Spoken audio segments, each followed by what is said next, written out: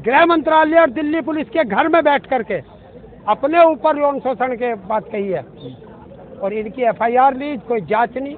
तो ये संविधान नहीं, ये तानाशाह से देश चल रहा है कि देश का फकीर शहंशाह सोता है महलों में और भारत की आन बान और शान और भारत की बेटियां रोते हुए सोती हैं सड़कों पर।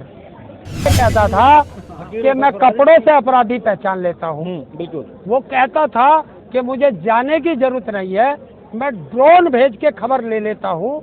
तो क्या उसे अपने घर के नीचे बैठे हुए ये बच्चे नहीं दिखाई दिए? अपराधियों को 48 घंटे से ज़्यादा का वक्त हो गया है। यहाँ पर भारत ही नहीं बल्कि इंटरनेशनल, हम बोल सकते हैं इंटरनेशनल रेसलर हमारे बीच में हैं। और क्या इनकी मांगे हैं, मांगों को क्यों नहीं अब तक सुना जा रहा है, तमाम बातें आपसे ही हम करेंगे और ये जानने की कोशिश करेंगे कि आखिरकार इनकी बातों को सरकार क्यों नहीं सुन पा रही। देखिए, ये भारत के वो बच्चे हैं जिन पर भारत के हर नागरिक को गर्व है, लेकिन इन बच्चों ने जो आरोप अपनी फेडरेशन के अध्यक्ष पर लगाए हैं वे आरोप बहुत गंभीर है। सरकार को इस पर तुरंत संज्ञान लेना चाहिए था, लेकिन सरकार अपराधियों को बचा करके बच्चों को गलत साबित कर रही है।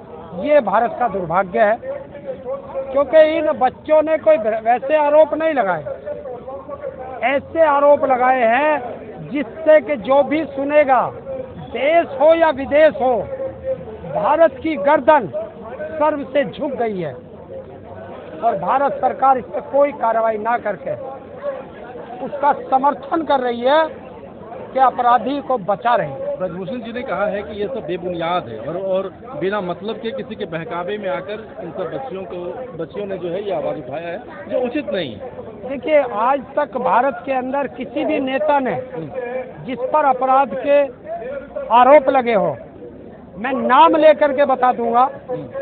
आप सेंगर को जानते होंगे उत्तर प्रदेश में, उसने भी कहा मैं निर्दोष हूँ। चिन्मयानंद को भी आप जानते होंगे, मैं निर्दोष हूँ। आपने राम रहीम का भी नाम सुना होगा, आपने आसाराम का भी नाम सुना होगा।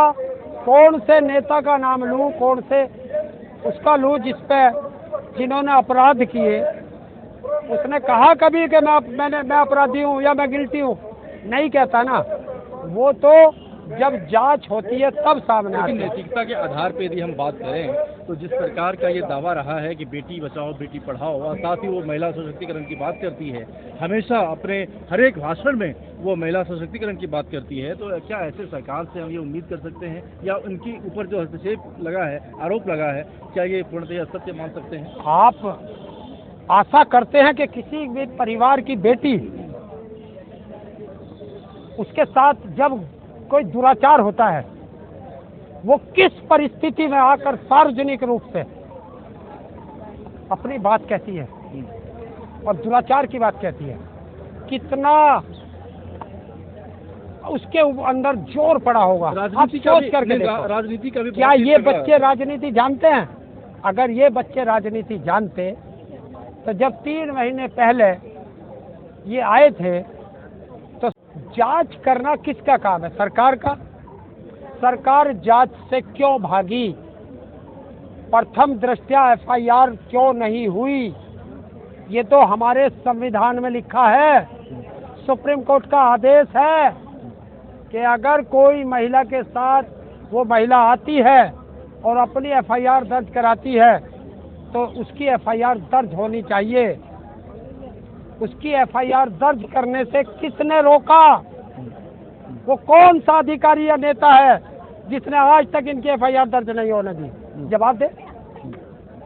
लेकिन साथ ही साथ ये एक बहुत बड़ा सवाल है कि यदि भारत के इतने बड़े रेसलर के साथ में ऐसी घटना हो सकती है तो क्या उसमें जो आम जनमानस के ऊपर इसका क्या इफेक्ट पड़ेगा? प्लस जो वैसे लड़की हैं जिनका बैकअप कुछ भी नहीं है, वो किस तरीके से खेल को आगे बढ़ाएगी और कैसे उनके दिमाग के अंदर वो सोच पनप पाएगी? ये आप भी सोचो और पूरे देश को सोचना चाहिए कि जिसको भी पता चलेगा कि इस खेल में या दूसरे खेल में या किसी भी उसमें बेटियों के साथ ऐसा अन्याय होता है, क्या वो व्यक्ति अपनी बेटी को उस फील्ड में भेजना चाहेगा। अच्छा, सीधे पूरे प्रकरण पे यदि हम सीधे तौर पे हरेंद्र साहू से पूछें कि अपने अंदाज में आप किस तरीके से बयां करेंगे, किस तरीके से सरकार से मांग करेंगे?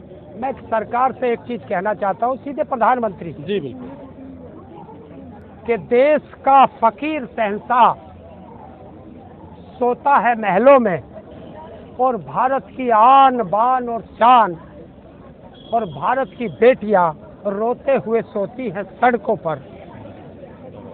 शर्म आती है मुझे ऐसे देश के राजा को कहते हुए। तो जो फकीर शहंशाह की जब आपने बात किया तो ये तो निश्चित रूप से जिस तरीके से मौजूदा सरकार हमेशा से इससे ये वादे करती है कि भाई हमें तो कुछ ऐसा है नहीं, ना कोई लोभ है, ना लालच है, ना कुछ है, वो तो एक फकीर के जैसा आए हैं और वो राष्ट्र सेवा कर रहे हैं। तो क्या राष्ट्र सेवा के ऊपर भी कहीं आपकी भावनाएं आहत हो रही है? कौन कह रहा है राष्ट्र सेवा कर रहे हैं? कौन कह रहे हैं? देश के प्रधान कह रहे हैं। इसे राष्ट्र सेवा कहते हैं? इसे राष्ट्र सेवा कहते हैं? अडानी अंबानी का यार बन गया, देश को बेच के मलाई खा गया, उसे राष्ट्र सेवा कहते हो? राष्ट्र सेवा ये होती है कि अगर देश की एक बेटी ने भी उंगली उठाई तो राजा को सुन लेना चाहिए। वो तो ये कहता था कि मैं कपड़ों से अपराधी पहचान लेता हूँ। बिल्कुल। वो कहता था कि मुझे जाने की जरूरत नहीं है, मैं ड्रोन भेज के खबर ले लेता हूँ। तो क्या उसे अपने घर के नीचे बैठे हुए ये बच्चे नहीं दिखाई दिए? यदि हम अपराधियों की बात करें तो लिहाजा अभी उत्तर प्रदेश में ही आपने देखा किस तरीके से चुन चुन कर मिट्टी में मिला दिया गया है अपराधियों को। किसको मिलाया? किसको मिलाया?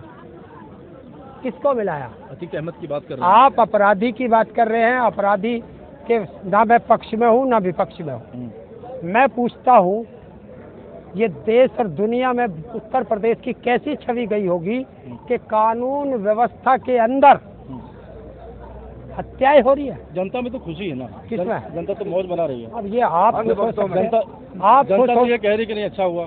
देखिए मैं क्या कह रहा हूँ, वो लोग कह सकते हैं जो तेरे समर्थक होंगे, तेरे मतलब सरकार के।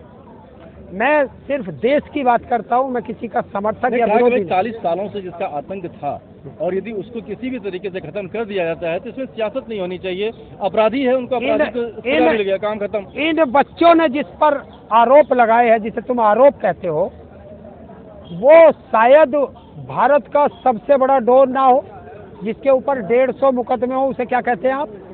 उसे क्या कहेंगे? उस पर देश क्या कहेगा? ये भी आप सोचो। वो तो राजनीतिक है ना, बोलते हैं अच्छा, कि वो भी राजनीतिक था।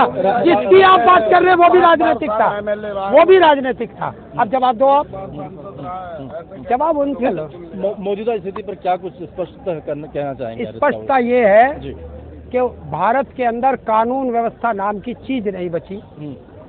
कानून व्यवस्था फेल है। सरकार तो कहती है कि अपराधियों का राज है। कह रहा संविधान के हिसाब से देश चल रहा है, यहाँ पर असंवैधानिक कुछ भी नहीं है। यदि कोई संविधान के खिलाफ जाता है तो उसके खिलाफ कार्रवाई हो रही है। अभी मैं आपसे पूछता हूँ, आप जवाब दे देना जो आपने सवाल किया। भारत के अंदर राहुल गांधी ने एक यात्रा निकाली थी। उस यात्रा में उसने जम्मू कश्मीर में जाके एक बयान दिया था। उसने कहा था कि मैं जब रास्ते में चल रहा था तो कुछ लेडीज ने आकर के बताया कि हमारा यौन शोषण हुआ। वो जम्मू कश्मीर में कहा था और दिल्ली पुलिस उसके घर पहुंच गई थी, बयान लेने पहुंची थी। और इन बच्चियों ने उस गृह मंत्रालय और दिल्ली पुलिस के घर में बैठ करके अपने ऊपर यौन शोषण के बात कही है और इनकी FIR ली, कोई जांच नहीं।